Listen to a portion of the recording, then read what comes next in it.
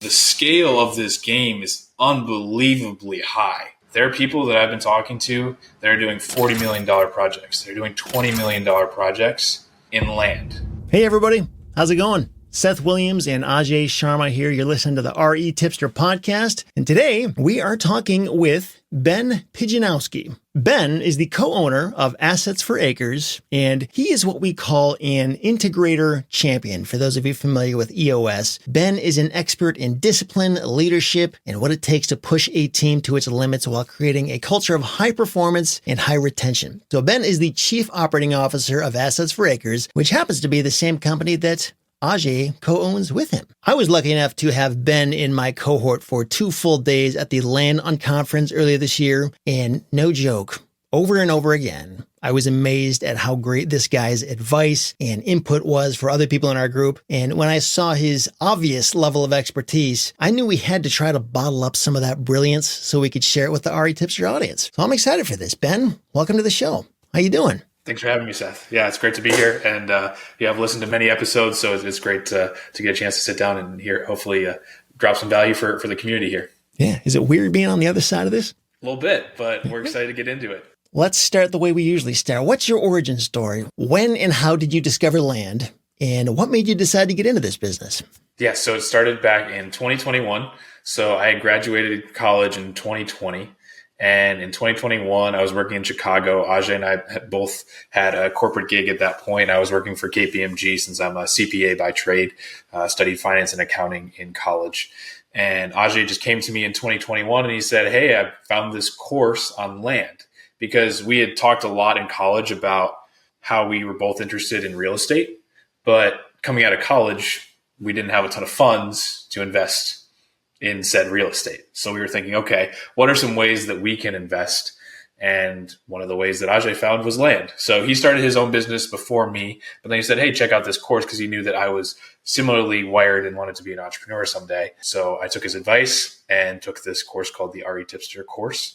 And lo and behold, I started my land business, but I never did a single transaction. I sent out lists to all the tax delinquent lists in Texas and started my marketing and started taking some seller calls. But I identified that I just didn't really want it to be a solopreneur. That was just not the journey for me. I had been watching Gary Vee since I was a freshman in high school. So I always knew that I wanted to do something business-wise and always provide value for the world in some type of entrepreneurial way. So I decided to quit my corporate job at the beginning of 2022. And I was kind of just figuring out what I wanted to do. And I came back after moving to Mexico for a week. I came back to the States and I called up Ajay and I said, hey, I'm thinking about getting back into the land business, because I was just really interested in getting back into some type of entrepreneurial space. And he said, well, I've been going for a little bit here. Why don't you just join me and we can test a partnership and see how it goes and just do some joint venturing together. So we weren't like technical partners or anything like that to start out with. We were just trying to do some deals together and try to figure it out along the way. So we started that for a little bit, and then come towards the end of 2022, we really started to realize that I was starting to come into a lot of the responsibilities of the COO or the operations officer of the company. So then come the beginning of 2023, Ajay and I decided to fully become a 50-50 partnership, because we just identified that our strengths were fully matched. I always like how it's good to date before you get married in business. And that was exactly what we did. We just tested it out before we decided to fully incorporate as full partners. And that's the advice I always give to other people who are also looking for partners, is always date before you figure out that you're ready to get into that full partnership. So that was great, really identifying that. And I think a lot of this comes from the book, The E-Myth. I read that in 2021. And the E-Myth has 3 separate types of people. They have the entrepreneur, they have the technician, and they have the manager. And I read that book and I knew instantly that I was the manager, and Ajay is the entrepreneur of our group. And then we have a lot of phenomenal technicians. We have 7 people on our staff who are amazing, exceptional people who we get to work with on a daily basis, and they are supporting us. And I just knew I was an operationally driven person. I love efficiencies, optimizing. And that was always my goal with being a business person, was to not only be a coach, but also just be an optimizer for a business to make sure that whatever we're doing is pushing the needle in the right direction. I talk a lot with Ajay about how I think our success comes down to focus and consistency, because we've been in business for almost 4 years. And that's, I think, what has allowed us to grow, is that compounding knowledge of being in the same space, the same business, being around people that are ahead of us and learning from them and trying to continually stack skills on as we're trying to build our toolbox in this land space. So right now, like I said, we have a staff of 7. We're doing primarily land flipping. We do a lot of double close deals where we get under contract, find a buyer, and then double close them in the same day. We still do some of the primary flips, but then we also are working on some larger projects as well. We have our first entitlement project that we're taking 80 acres and splitting into 64 single family lots. And then we're working on a project where we're working on 107 acres, splitting those into 5 separate tracts. And then our third project is our first subject to deal, where we're taking on someone else's existing mortgage and then looking to flip that on the back end. So those are all new projects that we've never done before. And that's what we're always trying to do every year. We're trying to get better, learn new things, and try to expand the business. And not only our team, but the ways that we figure out how to execute projects and solve problems. Yeah, I think it was Pablo Picasso who was quoted as saying, "I'm always doing what I cannot do in order that I might learn how to do it." Sounds like that's you guys, right? Yes. Huh. Well, okay, so there's a lot to unpack there. Thanks for the backstory. That's really helpful. So going back to your first interaction with Ajay, I assume you guys were in some class together in school or something like that. So where do you think you would be if you didn't know Ajay? Like, would you even be in the land business? It kind of sounds like he's a pretty critical component of making this work. Is that accurate? 100%. I would likely be burring properties and trying to stack burrs if it weren't for Ajay, just because that felt like the path for me, was to work a corporate job and then just work passively on the side to build some type of portfolio. But Ajay, so I came back from Mexico and I had this conversation with Ajay. I said, I think I'm just going to be a substitute teacher and do some things on the side. And like, I was a minimalist at that point. So I needed very little money to keep up my cost of living. So that's something I've always been very effective at doing, is like, I'm very effective with personal finance. And so it was always just easy for me to keep expenses low and burn rate low. But I came back from Mexico and Ajay just spoke to me and he said, "You're destined for so much more, Ben. Like, you can give so much more to the world." Nothing against substitute teaching is great. And there are a lot of people who are very good and change a lot of lives doing that. But for me, like, once I heard that from Ajay, it just kind of lit a fire within me to be like, yeah, he's right. Like, there is a lot more that I can do. And I think it led us down this path where we complement each other so well. Ajay pushes me very much socially, and then I'm more the discipline rock, like the consistency rock. So we balance each other. We talk how we're like the yin and the yang, and I think that's important in a partnership, to have people that bring out aspects in you that maybe you don't see yourself. And that's something that we continually want to surround ourselves with, people who have bigger visions for ourselves than we do for our own vision within ourselves. So have you ever had any other business partnerships with anybody ever prior to Ajay or outside? Because I've heard this story countless times. I've experienced it myself, where you kind of get into a partnership with somebody and it falls apart. There's that saying, what is it? The only ship that doesn't float is a partnership, or something like that. So it almost makes me feel like there's a little bit of luck involved here, that you got such a good partner as Ajay, in terms of like, and he got a good partner as well. Like, you both complement each other. I'm just wondering, like, if Ajay were to disappear tomorrow and you wanted to go form a new partnership with somebody else for your land business, how successful do you think you'd be at that? Like, would you know exactly what to look for, or is it still kind of luck? What do you think? I think that's a really good question, Seth. And this is something I always give advice to when people are asking about finding their partner. I always say how it's so important to know what you don't want, and then you'll get led to what you do want. So something that I've been ruminating on recently is, what you seek is seeking you. And this comes from the poet Rumi, and it was actually from an excerpt from Who Not How, which I've been reading recently. But I think Ajay and I are just so intentional with our lives that we just set such a high standard for the person that we were going to have as our partner. And we just knew we had spent so much time together throughout college. We had basically a bi-weekly call on Zoom during the COVID lockdown. So we just identified so well of the things that we connected with on our values. And I think that's the biggest piece, is looking for the person with the right values. That's something that I look for not only in business, but also in my personal life. So that's what I would recommend for other people who are also looking for partners, is think about your core values. Our core values are enthusiasm, dependability, and growth. And that's not just between me and Ajay. That's for me personally. That's for Ajay personally. And that's for us together. So that's what I always look for in my relationships. So that's what I would continue to look for going forward here in all my aspects of life. And that's what I hope other people do as well. And so you'll find some people that you don't have the same values as, and that's okay. They're going to have their values, and that's great. There's nothing against someone having different values from you. It's obviously going to happen. So you just want to find the people who have those same values and that want to run with you and have the same mission, vision, and values. And then you just run to the end of the earth with them.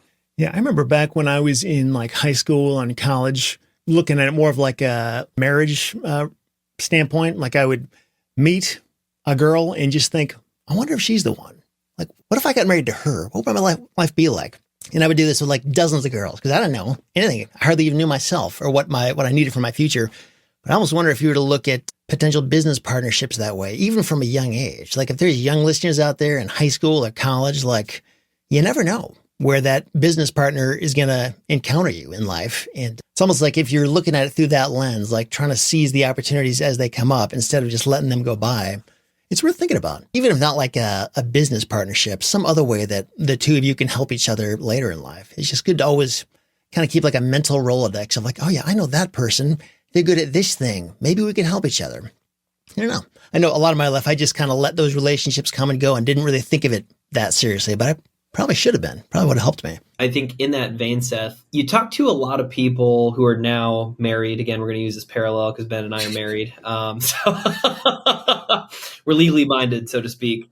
But you talk to a lot of people that are married and they'll say like, oh, there was a point or very early on, I just knew, like it just clicked, things worked, like, cool, that's the one, so to speak. And it's funny because Ben and I have talked about this now, sort of ruminating on the past, where we both knew in our subconscious pretty early from when we had become friends that we would end up business partners one day. I don't think either of us thought it was going to be in our 20s, to be honest. I don't think we knew how quickly our entrepreneurial careers were going to take off. But like I remember early in my relationship with my now wife, but at the time girlfriend, telling her like, oh, like I could see myself starting a fund one day and hopefully partnering up with Ben on that. And this is so early before we had any synergies in land, so to speak. So I joke a little bit as I say this, but there's some truth to like, when you know, like there were definitely very, very natural forces in Ben and I working together very early on. Yeah, that's awesome. Now, switching gears a little bit. So I know I talked about how Ben is a integrator champion. So for those who don't already know what an integrator is, what is an integrator? Yes. Yeah. So I love this topic. So it comes from the book Traction by Gino Wickman. A lot of times you have two partners in business. You have the visionary and you have the integrator. So the visionary is commonly what's referred to as the CEO, and the integrator is commonly what's referred to as the COO. So the visionary is the person who sets the vision for the business. Where does the business need to go in 5, 10, 1 year, 6 months, 3 months, one month, 1 quarter? Where does that need to be, right? And then the integrator comes in and they are directing the ship from where the ship is to where the visionary thinks the ship can go. So basically what an integrator is doing is every day monitoring the systems, the details, the problems, the issues, everything that's going on within the business, and making sure that the boat is going in the right direction, and then reporting back to the visionary about what you're seeing, right? So I am always reporting to Ajay about what I'm seeing within the business, and he's always reporting to me, hey, this is where we need to go. I like to think that the visionary is very results-based and the integrator is very process-based. So from those two sides of the coin, you're always working in a direction, and you're modifying based on results and you're modifying based on process. Now, I can see some potential conflict coming up between those two roles, just given that there's one person saying, hey, we got to go here. The other person saying, hey, I'm actually doing all the work and I can tell you we can't do that, or it's way harder than you think. Do you guys ever have conflict like that? Or are you good at, I don't know, like how do you handle those things? Like if Ajay, I'm assuming it's Ajay who would say, hey, this is the vision, this is where we got to go. And Ben, you're like, no, you don't understand reality, Ajay. We can't do that. Or we can't do that as fast as you want. How do you manage that if that ever comes up? Yeah, so that's what I think the role of the integrator really is to be a filter for the visionary, because the visionary is a person who's going to have millions of ideas all the time. And so the integrator needs to be able to filter through those ideas and be able to figure out if they can be integrated within the business. So we'll have many conversations. I like to call them intellectual sparring matches, right? Where Ajay and I go back and forth about the things we're talking about, the ideas within the business. And just like my brain, here's how I see us getting to this point in the business. And then saying, hey, Ajay, I think we can get there. Or no, I don't think we can get there.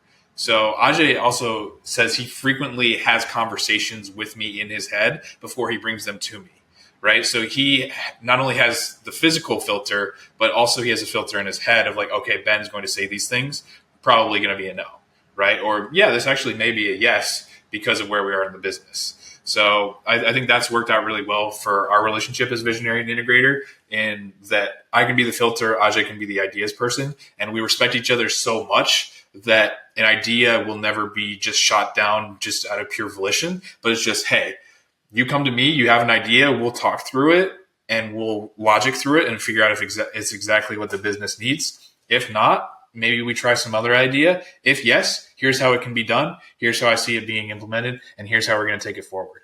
That's actually a huge sign of maturity, I think, for somebody to be able to have these mental conversations ahead of time and realistically predict what the responses will be. I almost do this with it's kind of a different thing, but I almost do this with myself sometimes, where I'll be able to sit outside of myself and say, look, Seth, what are you doing? Like, I can almost look at my situation from the third party perspective. And I've encountered people who don't do that well at all. They just kind of say what needs to happen and they expect it should be fine. And I'm just crazy if I disagree with them or that kind of thing. Is that, maybe a question for you, Ajay, like, have you always been like that? Or did you learn to be like that after working with Ben? Or how's that work for you?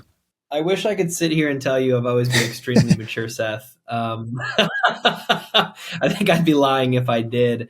But what I can tell you is part of the inspiration for me beginning that in any capacity, like that exercise, came from, what's that famous Napoleon Hill book, Think and Grow Rich, right? He talks about the concept of, like, you have advisors, is that what he calls it? You guys remember, you got your like painting of advisors, and whoever's in it frequently looks up and says like, okay, what would this conversation look like with George Washington or Abraham Lincoln or Tupac or whoever's on your inspiration board, right? So I started doing this exercise years ago especially when I was doing the business alone, of, okay, I need to make this decision. Who's a mentor that isn't a place that I want to be in, right? Let's say I take an Alex Hormozy or a Patrick Bet-David, and I've consumed, hundreds of hours of content to both of those guys. And so I can reasonably be like, hey, I have this problem. What questions would you be asking me, Ajay, right? And then I start to answer those questions to them and then think about what their opinions would be and get closer to where I should be. It's funny because we have a lot of these answers inside of ourselves already. And so, when Ben and I then formed our partnership, it actually was kind of natural for me at a certain point in our relationship where, because we came in with a friendship, sometimes I just want to soundboard with him. But because he sits in the role of integrator, he might not know when to delineate between, hey, am I being a filter or a soundboard? And so I'll need to tell him. I'll say, hey, Ben, I need soundboard Ben right now. I just need you to listen and spring with me, right? Versus like, okay, I'm thinking about this thing, like integrator visionary, let's sit down and go, right? So like, similar to how I just did a sales training not too long ago, sit down with you, Seth, and we talked about framing, right, as a concept of, hey, before you get into the call, set the expectation correctly. Hey, Seth, I'm here to talk about, your property in XYZ County. This call should take about 10 minutes, and at the end of it, we should achieve this outcome. Do a similar thing with your business partner, with your spouse, with your friends, whoever. Hey, Ben, like, I'm thinking about this topic. I need this version of you right now. Like, let's sit down and go. But it served me really, really well to think through, what questions is he going to have for me?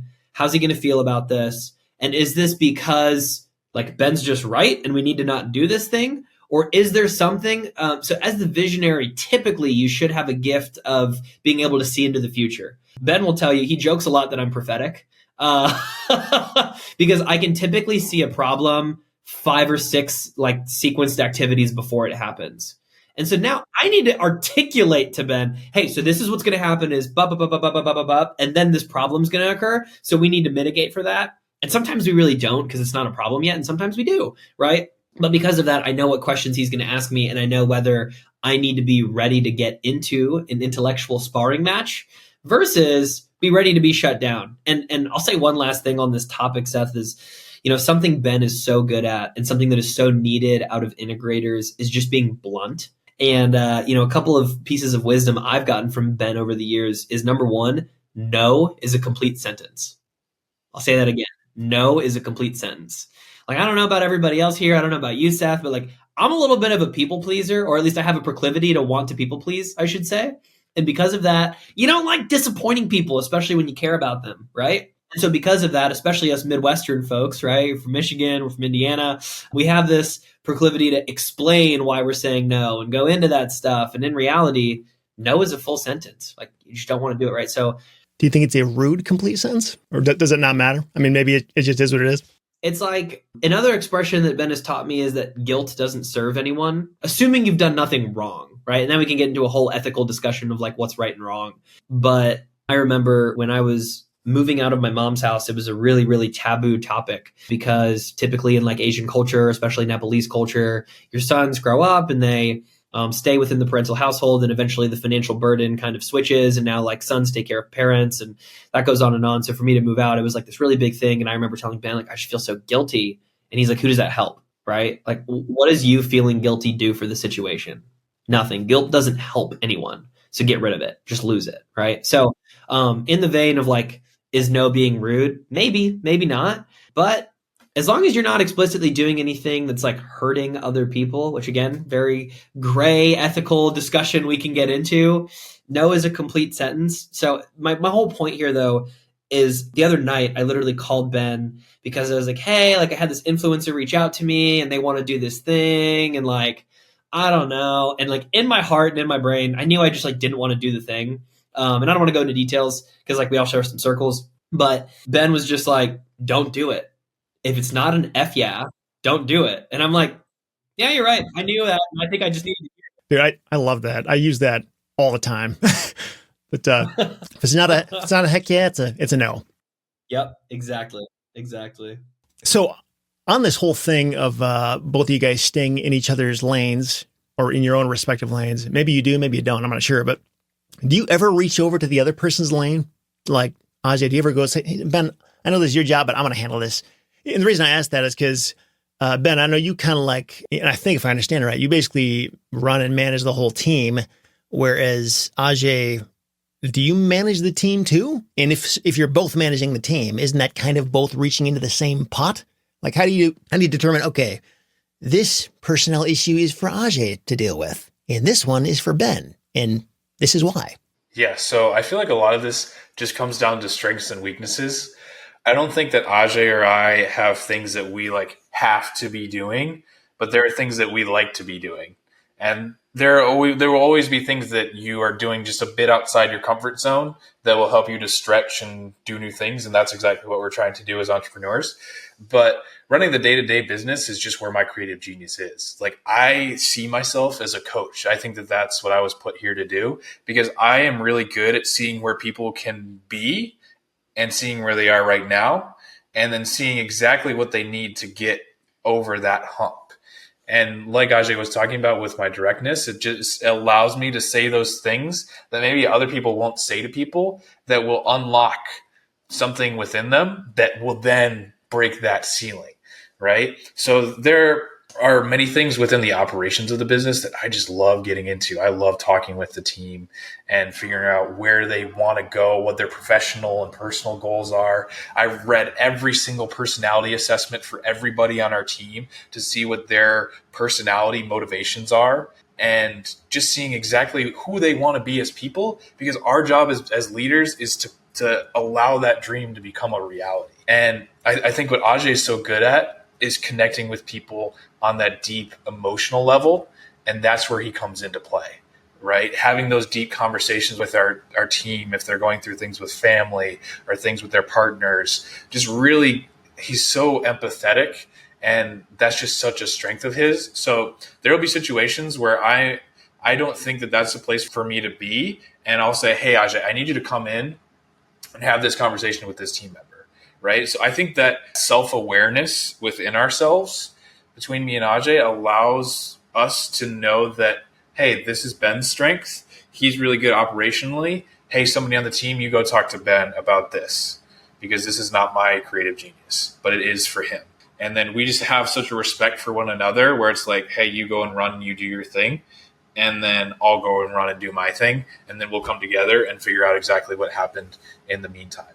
So there will be certain situations where I talk to vendors, Ajay talks to vendors. So like there's no set specific like, hey, you have to do this. Hey, you have to do this, because Ajay and I don't want to be put in boxes. That's why we're entrepreneurs, right? We're out here trying to do our thing, live exciting lives, do epic things. And sometimes that's going to come just without structure. We have a structure within our business, but it's not so structured that you can't be creative.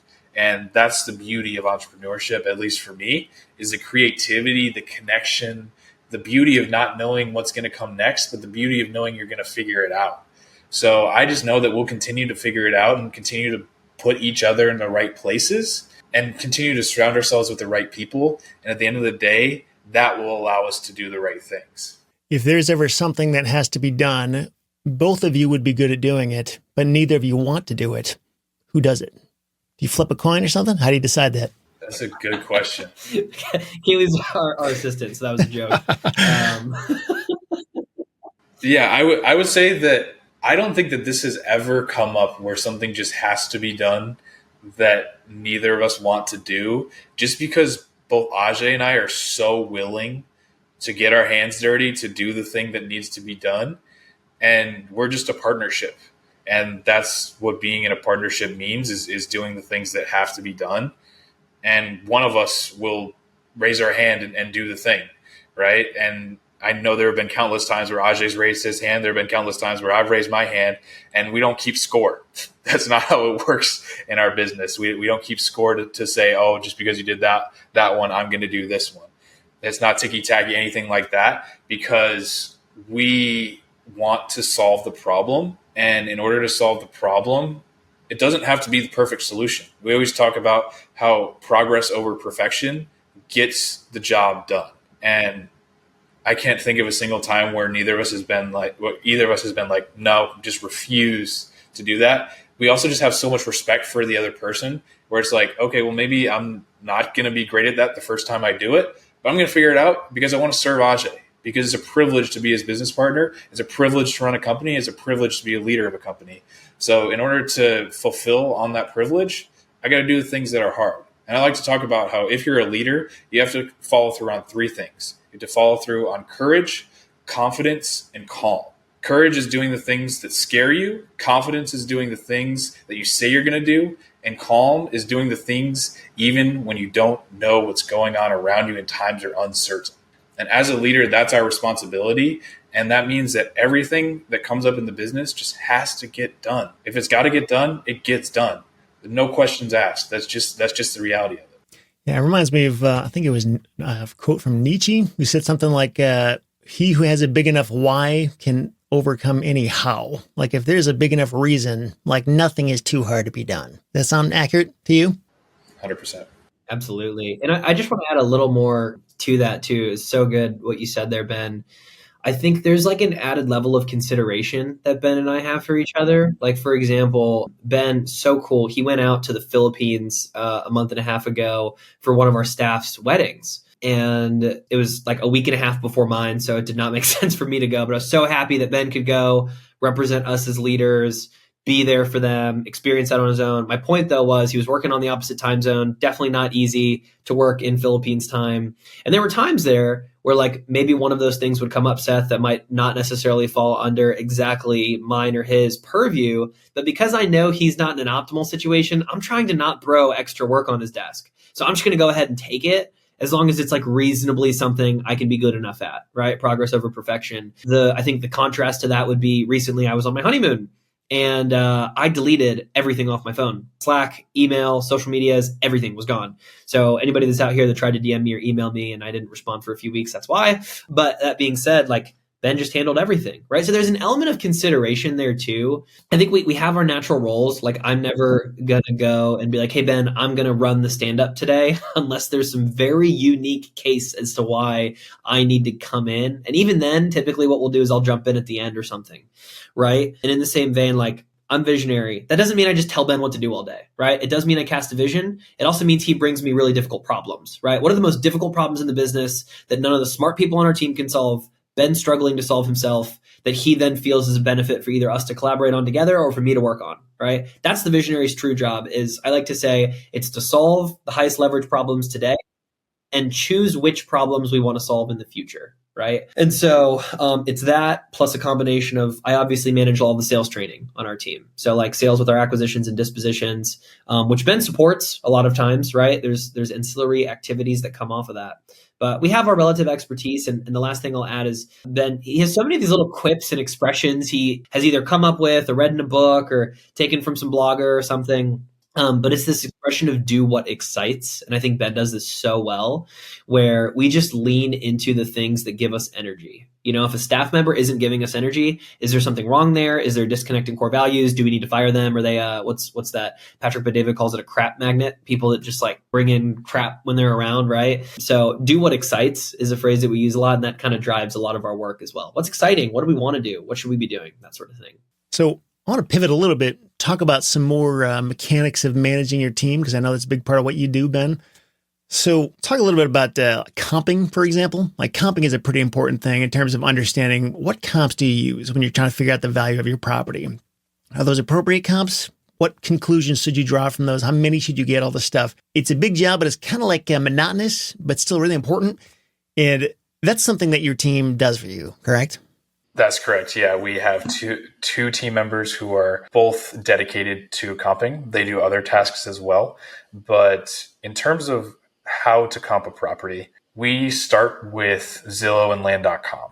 Those are our primary channels. So we'll go into the solds for the past 6 to 12 months, and we'll take a look at what properties have sold for in the past 6 to 12 months. And so it's going to be different in different states. So in non-disclosure states, you're not going to get the full selling price. So in Texas is a non-disclosure state. So you're not going to see what the end closing price was, but you will in Florida. But in Texas, you do see a pending price. So we take a look at the pending price and we shave off 10 to 15% from that pending price to say, okay, well, it's sold at 100,000. We're going to say it's probably between 85 and 90 based on what time frame, right? So if the property sold in a week, that's fast for land. We primarily see land selling between 3 and 6 months. So if it's sold in a week, that's fast. That tells me that the property sold below market value because it sold so quickly. Yeah. But if a property is sitting for 16 months and sold for $100,000, I'm going to say that $100,000 is probably above the price of what it should have sold at if we're looking to sell in 30 to 60 days. So we would definitely take that $100,000 comp and say, okay, we're probably going to try to be closer to 70 to 75 if we want to sell it in 30 to 60 to 90 days. And then we'll also look on the for sales, because if we see a for sale and it's getting a ton of activity, and what I mean by activity is a lot of views and a lot of saves on Zillow, then we know that property is accurately priced. But if that property has been sitting for 300 days and has one view and one save, that is not a good comp for us to use. So we will not factor that into our pricing, or we will say that is way above market value. So $100,000 for a property that's been sitting on the market for 300 days is going to be way above where we would value it at. And that's a really good example, because that kind of thing you just explained, like that's something that I think anybody can do if they're just paying attention and have their eye on the ball and understand what they have to do. It's still kind of monotonous, but like it matters every time. There's never a situation where you can be like, yeah, it doesn't matter. I'll just quick zoom through this. Like you always have to pay attention to the details and you have to maintain that level of competence in what you're doing. And if it's done incorrectly, it can screw up a lot of stuff about your assumptions and how much money you will or won't make. And so I'm wondering with a task like that, or a task like, I don't know, pulling the list or sending the mail or whatever it is you're doing where the details matter, how do you manage that kind of thing? And how do you know when you can let go and trust people to do it? And even after that, how often do you check in to make sure they're still doing it right? Like maybe they were doing it right last month, but then they kind of got lazy this month and now they're not good at it anymore. How much management should be required when you have a good employee? And how do you know, okay, I'm having to manage this person too much? Like this is a problem. So I'll start with one of our onboarding aspects is we talk about autonomy with our team. We want to make sure that our team has the ability to manage themselves. They can come to us anytime with problems, but we want to make sure that they are keeping themselves accountable. And we also like to talk about how sometimes the activities that you don't like are somebody else's playground. So that's my job as the integrator, is to identify the roles within the company and then also identify our team and see where I can mix and match and put the right people in the right seats. So right now we have a marketing manager. She's phenomenal. She's very detail oriented. She does our comping and she prepares our lists. She's phenomenal at what she does. She started with us as a texter, but I could see the vision for her in the future of becoming a marketing manager. And I think that's the role of leaders as companies is to have a vision for your team that is greater than what they have when they're coming in. So for this individual, I saw that this was a potential path for her. So what I did is incrementally, we talk about the skill stack. One by one, here's one list. Here's one comp. Here's one activity within the marketing sphere just to test. Because you could test with your team on some task and they could not like it at all. We've had that happen plenty of times where they're like, hey, Ben, like, I just don't want to do that. I don't think that is right for me. And I'm like, hey, okay, thank you for telling me. I just need to know that it's not the right fit. But with this team member, I could see that it was starting to light her up and she was getting excited about this challenge, right? And we talk about how we need to get our team to 80% before we can offload the task. So that was my goal. We always talk about how we start with training as I do it, we do it, you do it. I, meaning we hop on a Zoom call, I do the activity, myself, you watch me on Zoom, we do it, we hop on a Zoom call, you share your screen, and I'm just watching you do the activity.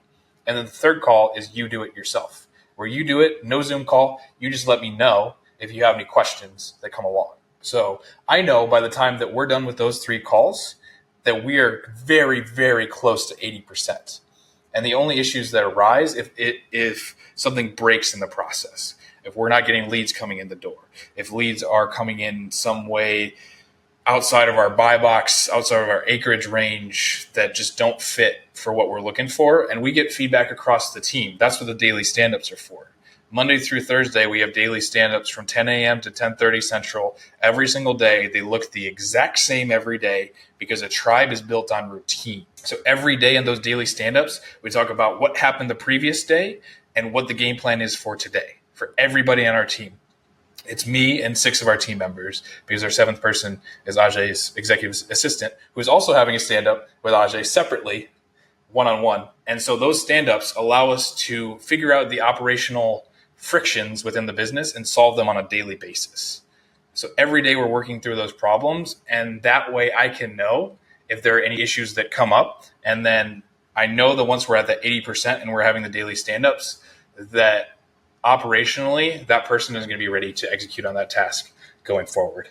Sure. You ever have it where employees have questions or they don't understand it, but they're like afraid to say that or ask the question because they don't want you to think that they're dumb or something, and so they just do it wrong?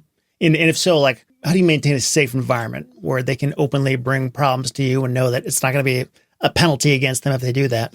We have just been so intentional about fostering an environment where our doors are always open. And I think part of that is having that daily check-in. If you see someone's face every day and you see it on Zoom, we require all of our team to have Zoom, the cameras on.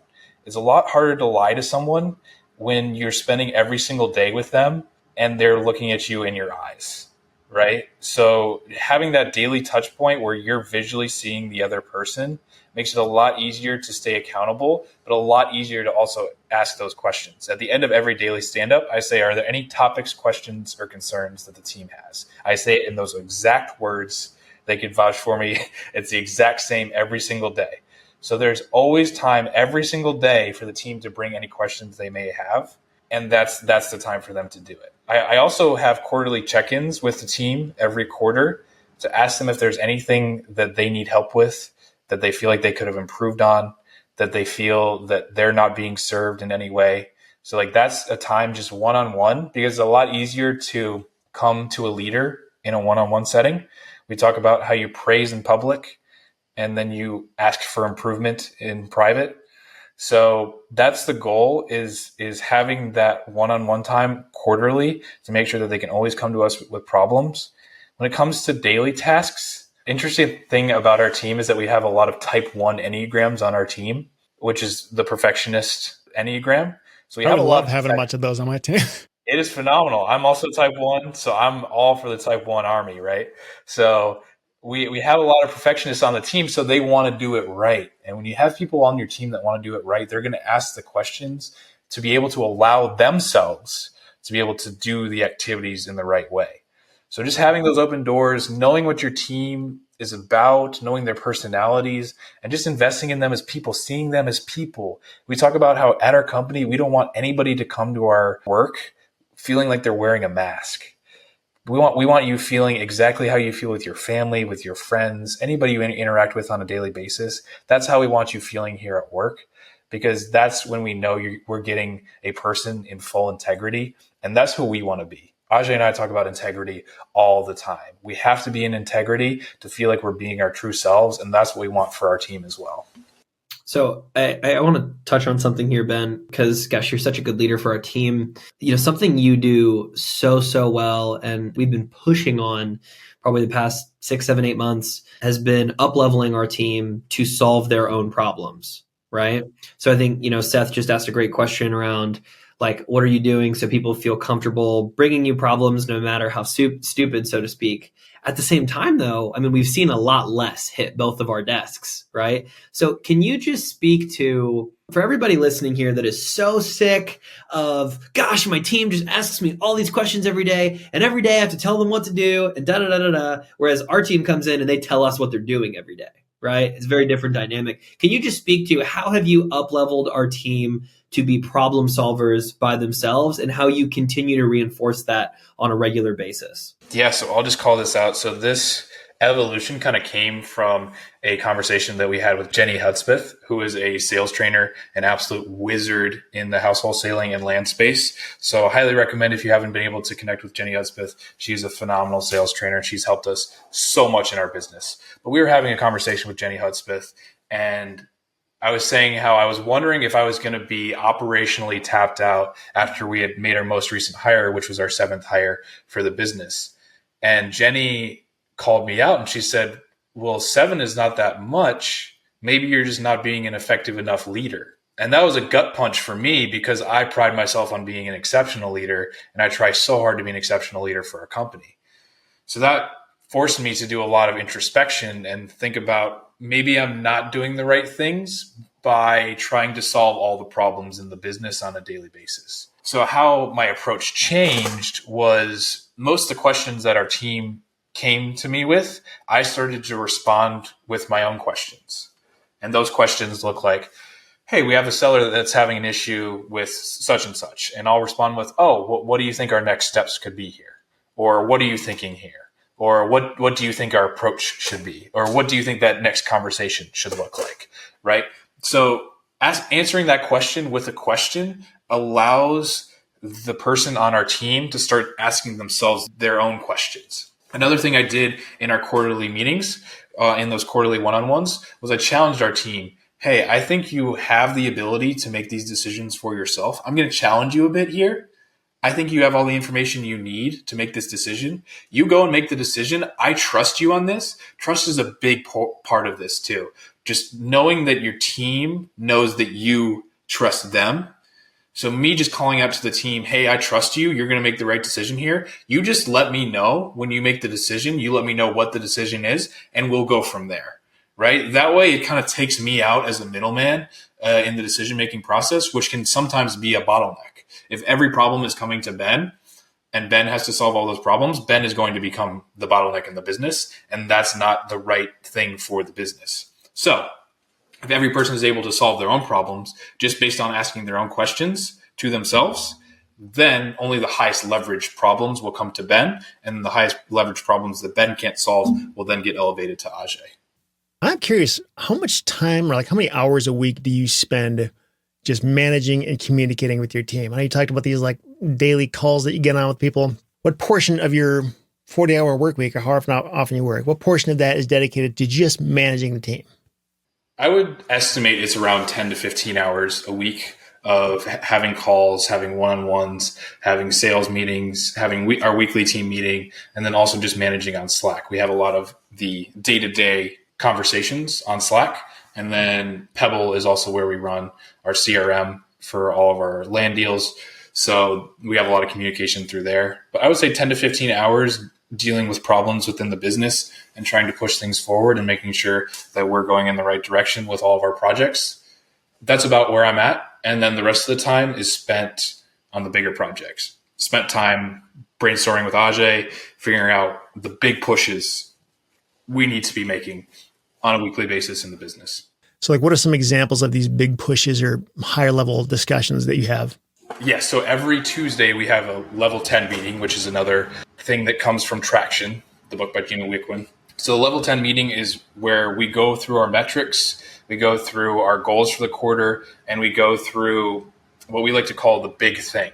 So the big thing is just one thing every week that gets assigned to both me and gets assigned to Ajay once a week on a big push we need to make in the business. So like this week, we have a lot of properties in inventory.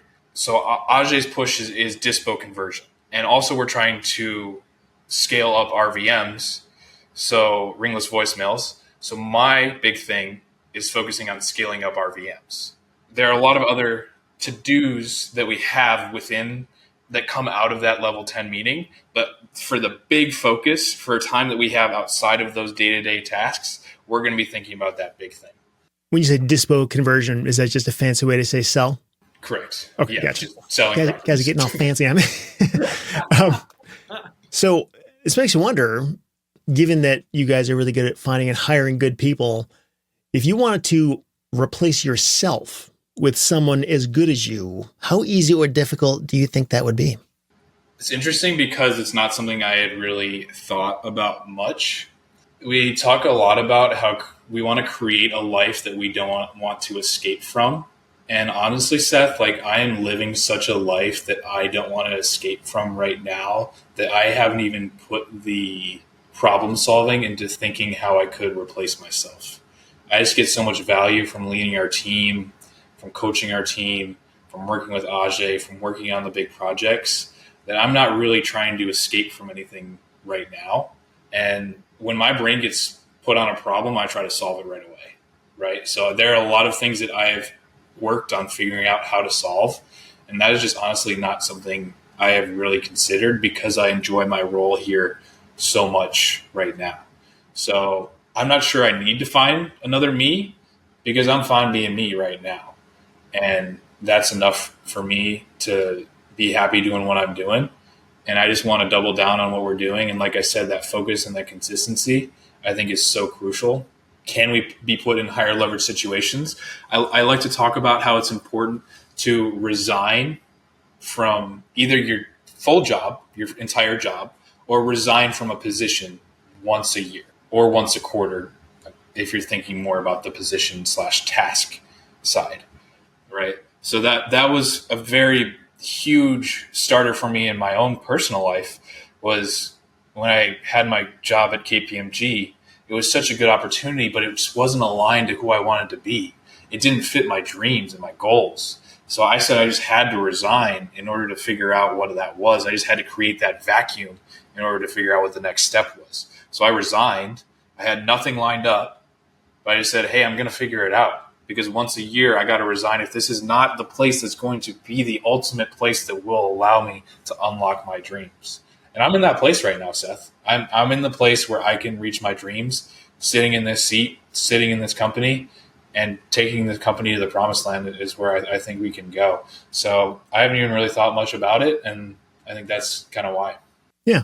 Well, I totally relate with that because I'm kind of in a similar place where like I just really like the work I'm doing. Like I don't really want to get out of it. But sometimes I think about like, why would a person do this? Like what would motivate them to replace themselves? And maybe there's a lot of different reasons, but one big reason might be so that I can leverage my abilities to do something bigger and better and make more money, possibly. I guess I don't want to read too much into it, but it almost sounds like maybe you don't want more money. Like you'd rather just do the work you're making right now, making the money you have. And because I don't know, like, am I misunderstanding that or? Believe me, Seth, we want to make a lot of money. Mm-hmm. That's the goal, because I mean money is the score, right, at the end of the day, and we feel if we have a lot of money in our bank account, it means that we have served the world well, we have provided a lot of value, and Ajay and I think we have the ability to do that on a very, very large scale. We just think that we're in a great opportunity vehicle in land to be able to scale through opportunities. There are people that I've been talking to that are doing $40 million projects. They're doing $20 million projects in land. So the scale of this game is unbelievably high. It's just a matter of skill, tools, connections, relationships, ability, and just sticking with the game. And I know if we stay in this game, it's going to be dynamite for the abilities that we can double down on and the connections and relationships we can build. So we just feel that there's just a ton of exponential growth that's possible in this opportunity vehicle. And that's why even if we keep the business as it is right now, we don't change anything operationally, but just going higher up the stack in terms of the zeros that are on the numbers of our projects, then exponential wealth is definitely possible. And definitely a goal for us and a dream for us, and something that we think is definitely possible and will eventually happen. Yeah. What do you think is the bottleneck, or what's keeping you from doing those $40 million deals like next month? Is it just access to capital or not knowing where to find the deals?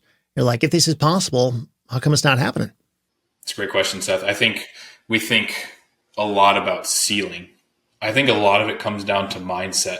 When you get in the rooms with people that are doing these types of deals, it forces you to rewire your brain and wonder why you're not doing those deals exactly like you're saying, right? So we just know that we want to be in those rooms where people are saying that this is easy, because right now that seems exceptionally hard.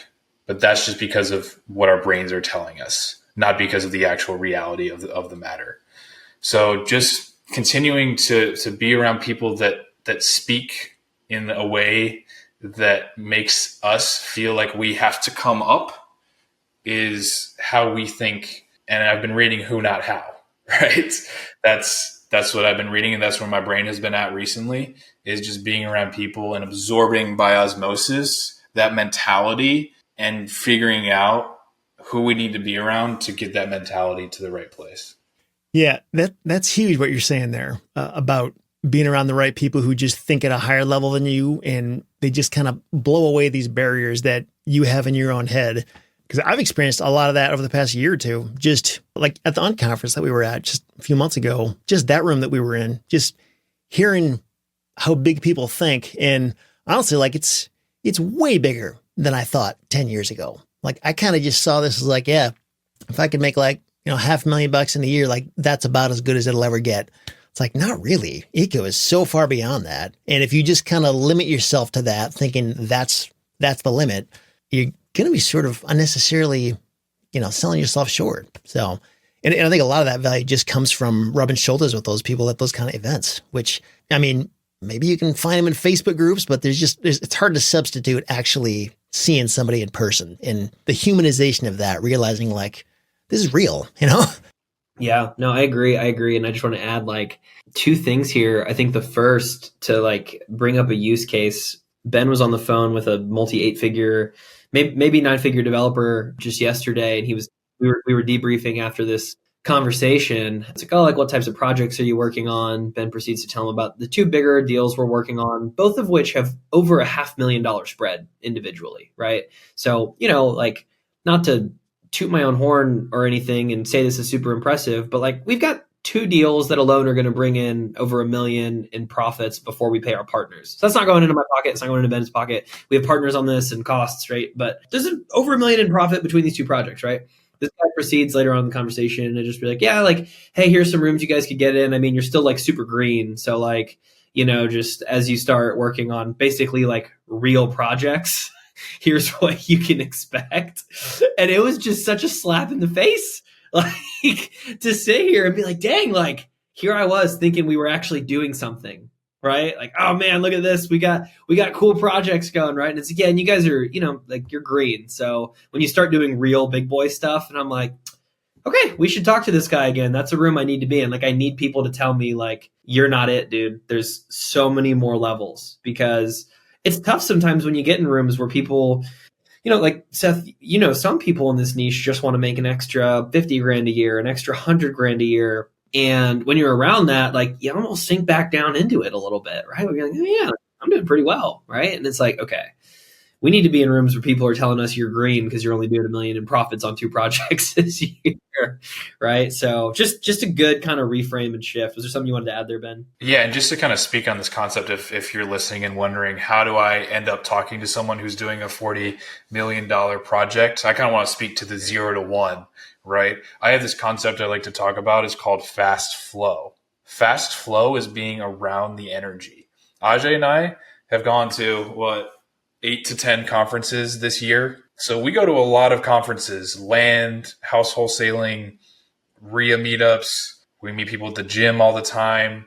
It's just, we try to be around the energy where people are. So if land investors are congregating in a place, we're going to go. We're going to be there. Not sure what's going to come out of it. Not sure who we're going to meet, but we're going to meet people. And when you meet people, Bradley likes to talk about how the more hands you shake, the more money you make. So our goal is to meet as many people as possible, because the more people we meet, the more people we can connect, the more value we can spread amongst everybody we meet. And we're just in all of these rooms. So I think starting from 0 to 1, if you're listening and you've never been to a conference, highly recommend going to a conference and just checking it out, meeting 1 or 2 people, seeing what it's like, and just figuring out if that's the right room you want to be in. Maybe you don't like the people. Great. It's just as important to know what you don't like as it is to know what you do like. But I was very anti-conference for a while because I just wanted to build my business, right? But then Ajay pushed me outside my comfort zone, said, hey, come along with me to this one conference. And I did, and I loved it. It was great because I found a lot of people that were wired exactly like me, and I wanted to be around them even more.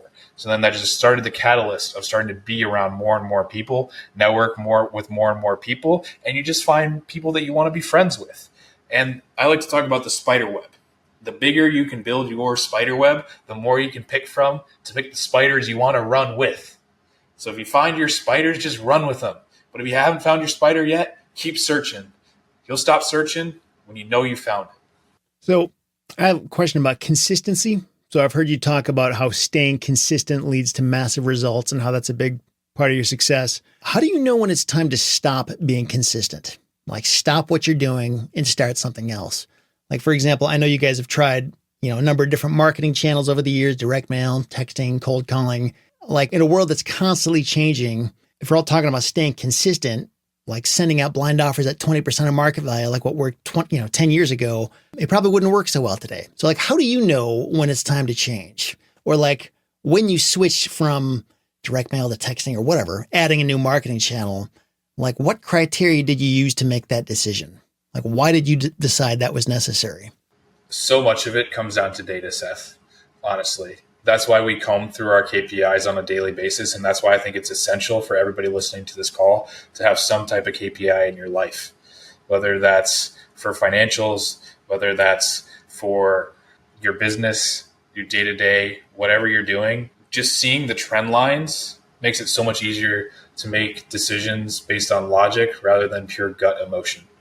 And this came a lot from working with Chandler Sane, who was a house wholesaling coach we worked with for a while.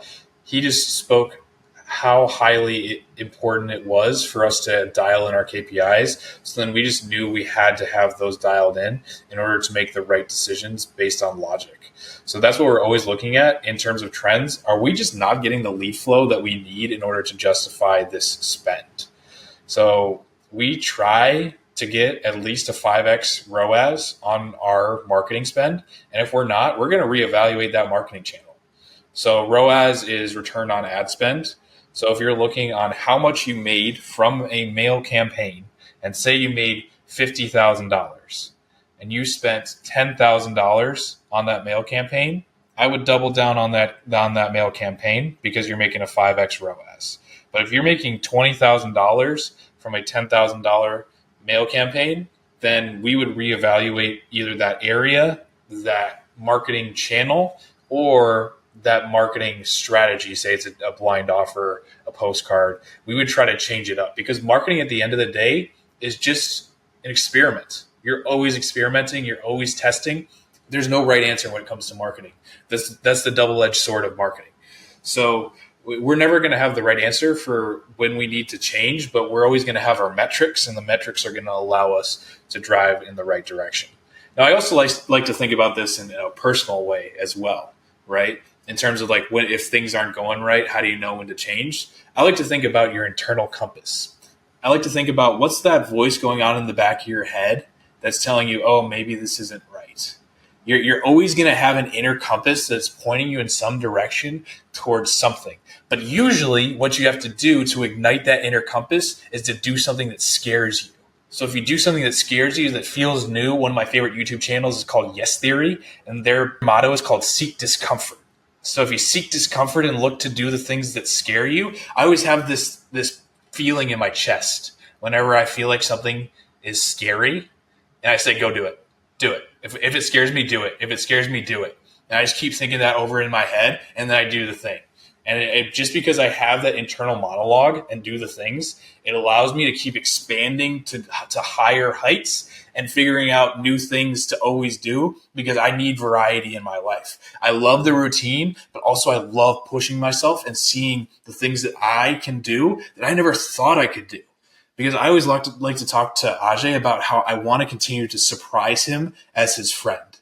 Because I know that if I'm surprising him, that he will be inspired by still being my friend, and vice versa. I'm continually surprised and inspired by the ideas Ajay comes up with. So I want to have that same standard for myself. And the only way I can do that is if I surprise myself by doing things that scare me. Yeah. Well, on that, like, you seem like a pretty disciplined guy. Like, you're always trying to improve yourself and all this stuff. I just wonder, like, where does that come from? Like, what do you want out of life? Because I know a lot of people who are not that way. Why do you think you're wired like that? Yeah, so it really came down to cutting out the vices in my life. So after college, I went through a decent period in college where I was partying, and I had my time in college and enjoyed it, and it was fun. But then I finished college, and I realized that I was living my life for the weekends when I first started my full-time job in Chicago. And that was just not a life I wanted to live. So I read this book. It's called The Easy Way to Stop Drinking by Alan Carr.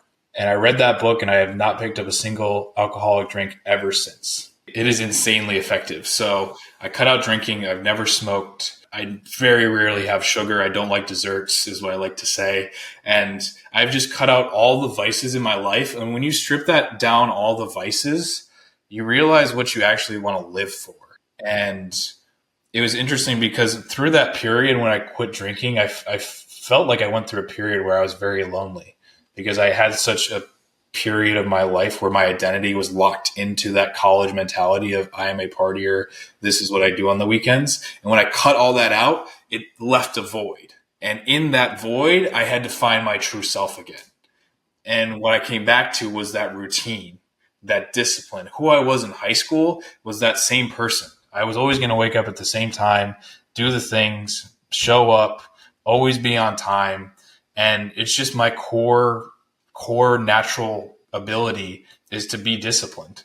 We talk about how some people are just wired a certain way. And I think I'm just wired to be disciplined because that's what gives me value. That's what I have fun doing. I want to shoot for really high goals. And the only way for me to shoot for really high goals and hit them is to be disciplined. Showing up in the gym and giving 70% every single day is way better than showing up once a week and giving 150%. Because I know that those compounding returns are going to get me to my goals. And I know that I can't live life not trying to hit big goals, because that's what gives me energy every single day to wake up and be like, oh man, that seems challenging. My goal for the end of the year is to be 210 pounds and 9% body fat.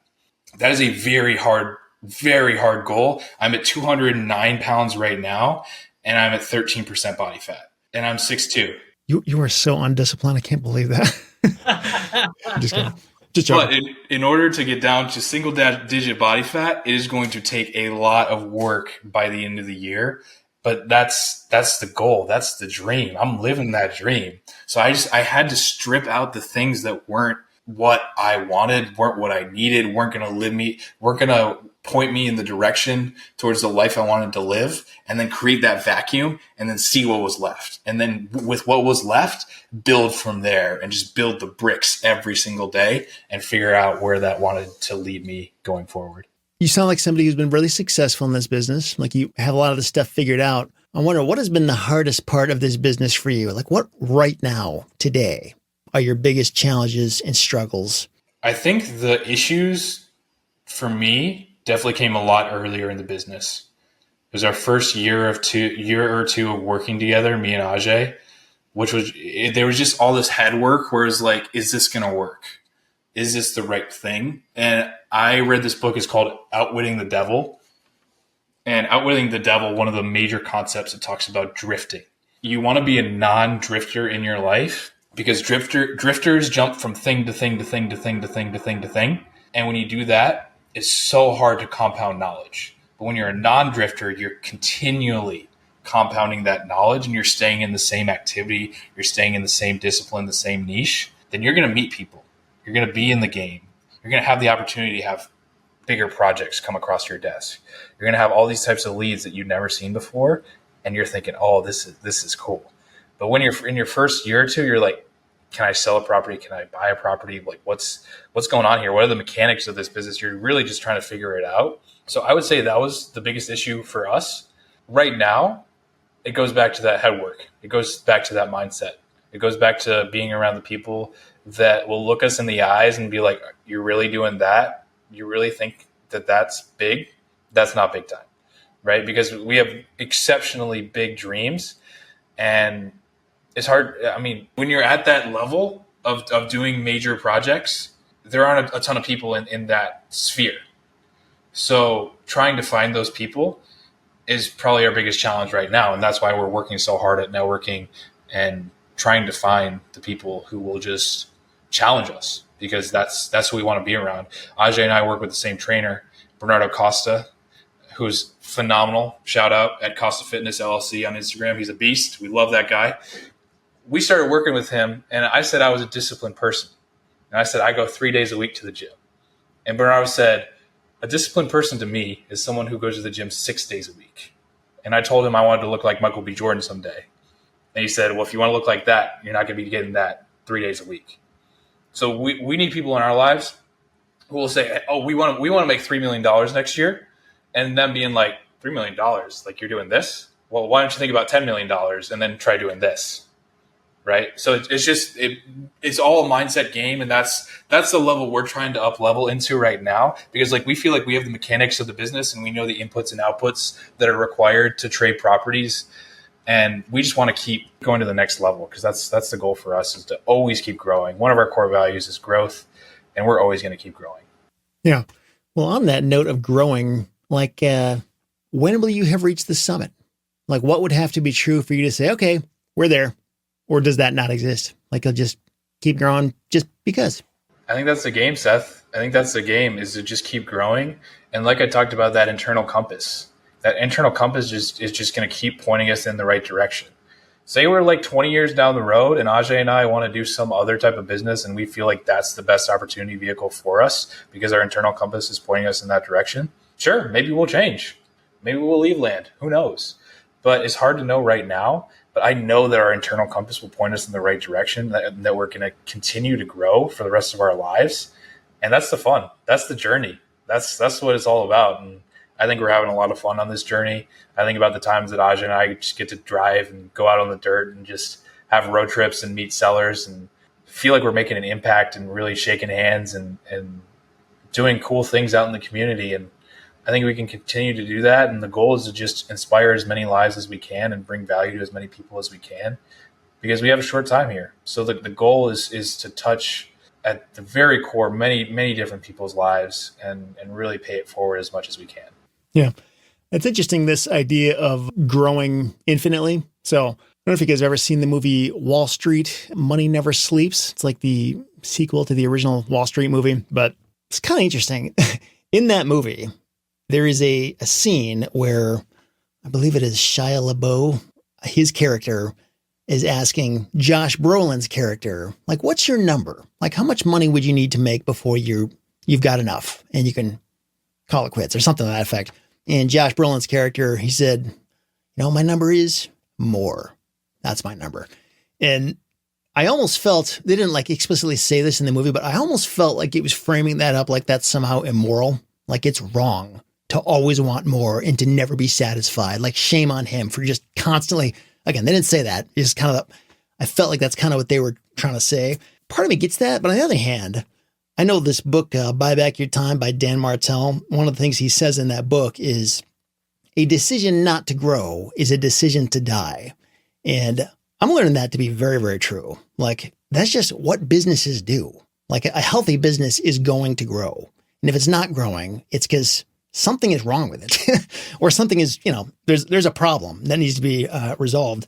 And I don't know, I guess I'm kind of with you, Ben, in terms of like, it's not that it's, I don't know if arbitrary is the right word to use, but a business that just never stops growing, like that's kind of how it's supposed to be. I mean, that's just the way businesses function when they're doing what they're supposed to do. So especially if there's like a mission and a purpose behind it, why would you not want to expand that and continue doing more of that and making that a bigger thing? Yeah, and I'm a big Ryan Holiday fan. He's big into Stoicism. He's my favorite author. He's written so many phenomenal books. The Obstacle is the Way, Courage is Calling, some of my favorite books of all time. He likes to talk about how the reward for good work is cooler work. So you just keep up-leveling to cooler projects as you keep going higher, because number one, you've gotten good at what you're doing, so people want to engage you on a project level. And then number two, you can be more picky with what you want to do when you've been more successful. So I always like to think about that as like the reward for what we're doing is just cooler work as we continue to go up the scale and the chain of how this game works. Yeah. I actually heard somebody say just yesterday, pressure is a privilege. Or another way I've heard it said is the feeling of stress is what it feels like to grow. So like if you feel difficult things in your business, like it's not a bad thing necessarily. That's just what happens when you're growing and doing better. And if you feel pressure, like good for you. Like you're actually in a spot where you have warranted that kind of pressure. Like people don't feel pressure if they're not capable of doing that. So yeah, interesting way to look at it. Yeah, I think Layla Hormozi says you can't grow without growing pains, right? So it's gotta come from somewhere. I really like the image that Patrick Bet-David has around growth, where like I think Seth, you've talked about the book 10x is easier than 2x, right? Yeah. Mm-hmm. And a lot of times to 10x, you basically have to kill the version of yourself that was trying to 2x. I don't know if that word kill is okay on the pod, but you essentially have to reinvent yourself, though, is the Patrick Bet-David view of that. Is like you need to commit to completely reinventing who you want to be if you want to reach this new pinnacle. Like you can't be the exact same guy doing the exact same things. It's either in 10x. I think it's in 10x is easier than 2x. This quote that I've heard, because we've all heard, what got you here won't get you there. Right. And even like one step further is what got you here will keep you here. Right. That one hit me to my core. Yeah, me too. I wrote that down when I heard that. Oh, no. Right? We've got to do something different. So I don't know, just fun quips on growth for people that need them on their vision boards right now. Yeah, that's hard though, man. It's hard to continually reinvent yourself. Like it's a big part of me doesn't like that. Like I want to get good at something and then double down and keep doing that thing really good. But what I hear this book telling me is like, no, you can't do that forever. Now you got to rethink the whole thing and get good at something else. And I don't know, but I get it. It's true. We're getting to the end of this. So would you have any words of advice for new land investors or people who are looking at this land investing business, or maybe even like trying to build a team? I know sometimes that's a big speed bump that people have where it's like, I can handle this on my own. But if you tell me to go build a huge team, like that's a whole different skill set now. I got to find and hire people based on your expertise and the things that you're good at, whether somebody's looking to enter the land business or do what you've proven yourself to be good at doing. I don't know. Any advice for them? It's kind of an open-ended question, but. Yeah. So the thing that comes to my mind starts with core values, because I think that has been a big part of Ajay and I's success, and that we've been very, very true to our core values, which are number 1, enthusiasm, number 2, dependability, and number 3, growth. So how do you come up with core values? Think about the 3 most impactful people in your life, and think about the most important traits or characteristics that they have exhibited for your personal growth. So I thought about my AAU basketball coach back in the day, how he was enthusiastic, how he was dependable, and how he really wanted the team to grow every single practice. Those were three of 5 to 10 characteristics, maybe for each of those 3 people. So let's say you get 5 to 10 characteristics for each of those 3 people that you think of in your life. So you have a list of 15 to 30 traits. Cut that down to 10. And then once you cut it down to 10, if you have a business partner, bring it with their 10, and then you guys bring it down to 3. But once you get down to 10 for yourself, bring it down to 3 for you personally, for your own personal core values.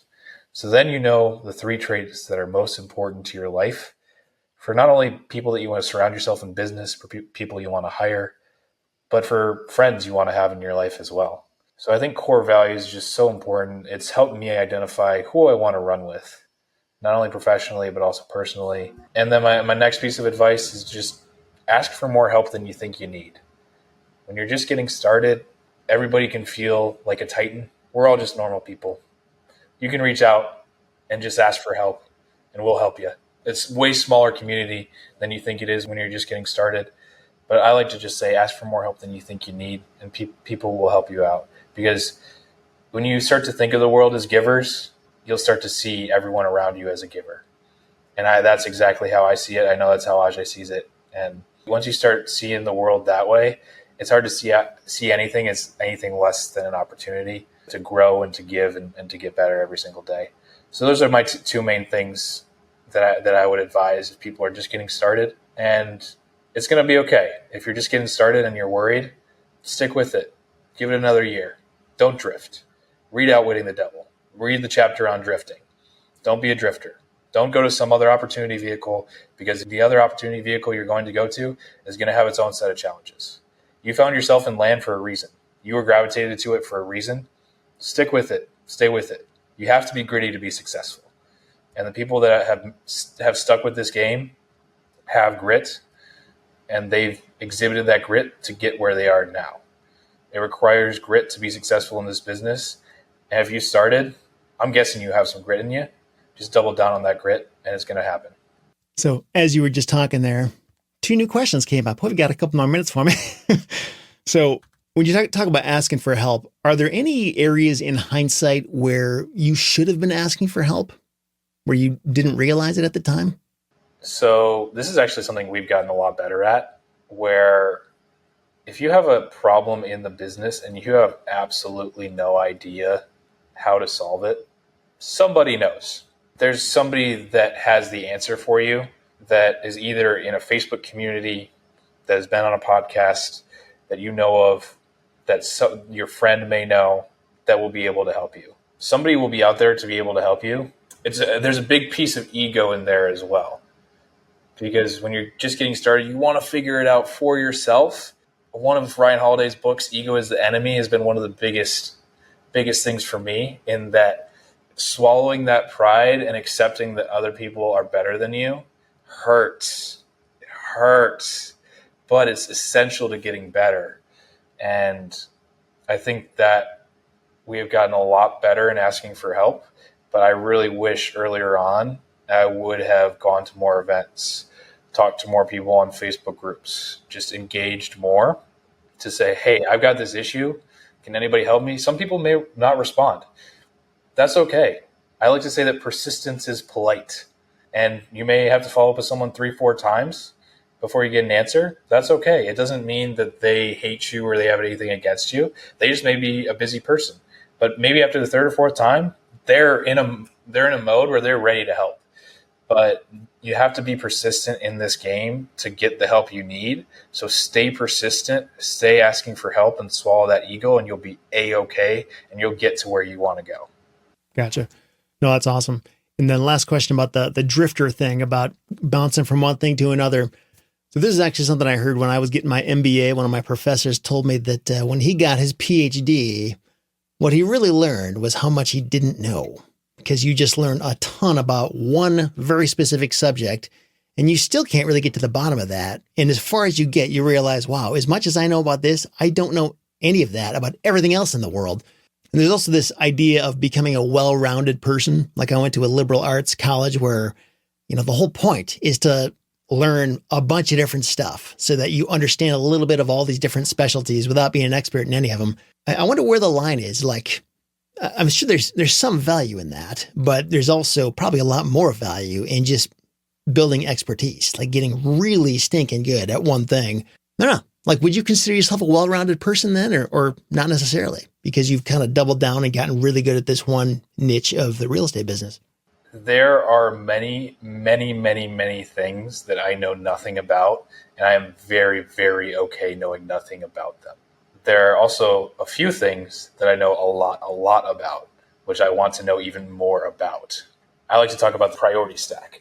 So this is a macro decision that you make for your life. You choose 3 things. And in my life, I've chosen bodybuilding, number 1, business, number 2, and pickleball, number 3. That's my priority stack, my macro priority stack right now. So in order for me to be the business person I want to be, I have to have a great body, because that's just the agreement I made in my mind. I need to have that ship that can have the capacity to work long days and not feel a thing, because I've built a body that is capable of going through that wear and tear. And that's a decision I made. And then pickleball comes when I've reached my goals on a daily basis for those 2 things. Say I finish business at 8 p.m. and we're all done with our tasks. I don't get to go to pickleball because the next day I have to be up at 5 a.m. to go for a lift. So there's no negotiating with myself because of the macro decisions I've made. And that allows me to double down on being good at the things I'm good at. I think you can be a Renaissance man and do a lot of different things okay. And that's the way some people want to live their lives, and that's great for them. I just know that I prefer to be exceptional at a few things and bad at a lot of things rather than okay at many, many things. So I think it's up to you who you want to become. I think it's an important internal discussion about what goals and dreams you have for yourself. But that's just the approach I've taken. And I'm very happy in this season of focusing on those 3 things. And that's what I'm going to continue to do until I'm ready for a new priority stack. Awesome. Well, Ben, thanks again for talking with us. It's been awesome to get to know you a little bit better. Hope we can talk again more in the future. If people want to find out more about you or connect with you in any ways, or something they should do, or what are your thoughts on that? Absolutely. So the best way to connect with me online is at my Instagram page at Ben Pijanowski. And if you want to connect with me in person, Ajay will be throwing a land scaling summit September 27th and 28th in Dallas, Texas. That'll be a phenomenal event. We talk about getting from 0 to 1 in terms of scaling your land business. More information at landscalingsummit.com. That's landscalingsummit.com. And I'll be giving a fireside chat with Ajay just about the operations, day-to-day business, and really just scaling day-to-day operations. So that'll be a portion of the event. I would love to meet anyone that's listened to this podcast and has identified with any of the concepts I've spoken about. I love talking about this kind of stuff, love having deep conversations. So please, if you're able to come down to Dallas, if you live in Dallas, it's going to be a great event. Ajay is going to crush it, I know, and we'll have a great time and hope to meet anyone that's able to make it. Awesome. Thanks again, Ben. Audience, we'll talk to you next time. Thanks, Seth.